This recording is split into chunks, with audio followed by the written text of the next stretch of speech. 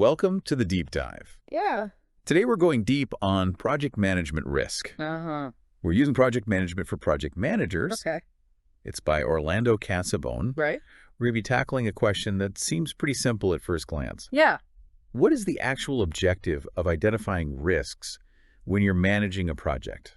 It's a really good question. And I think sometimes we can jump into risk management thinking it's just about like putting our helmet on, bracing ourselves for impact. Right. But it's actually about so much more. It's about understanding the whole landscape, the Yeah. peaks, the valleys, the good, the bad. Okay. So you can really navigate that project and be successful. Okay, so let's set the stage here. Yeah. You're about to kick off this brand new project. Yeah.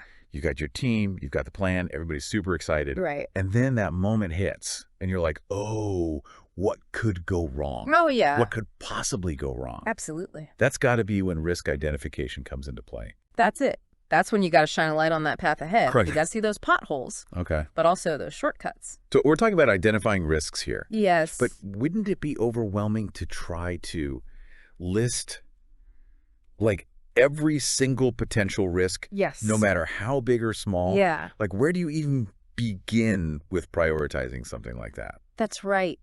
It's not about creating an exhaustive inventory of every single possible hiccup. Right. What it is about is identifying both negative but also positive risks, Hold on.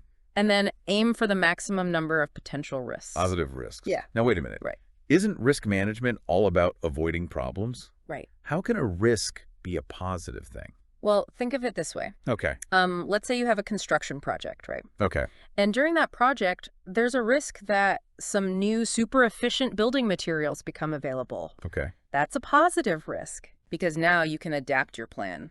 Potentially even deliver the project faster or under budget. So it's kind of like you're capitalizing on opportunity, Exactly. not just preparing for disaster necessarily. That's right.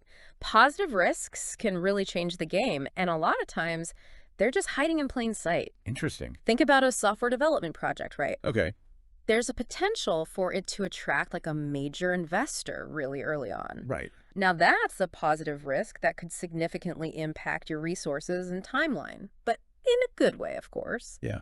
I mean, now that you've laid it out like that, it makes perfect sense. Right. But when we're actually going through the process of identifying both positive and negative risks, what does that look like? Well, there are a lot of really effective techniques out there. Okay. A simple one is just brainstorming with your team, Right. getting all those ideas on the table. Makes sense. You can also interview stakeholders. Okay. So the people who have that vested interest in your project success, because they can have some really valuable insights. Right. And don't forget to look back.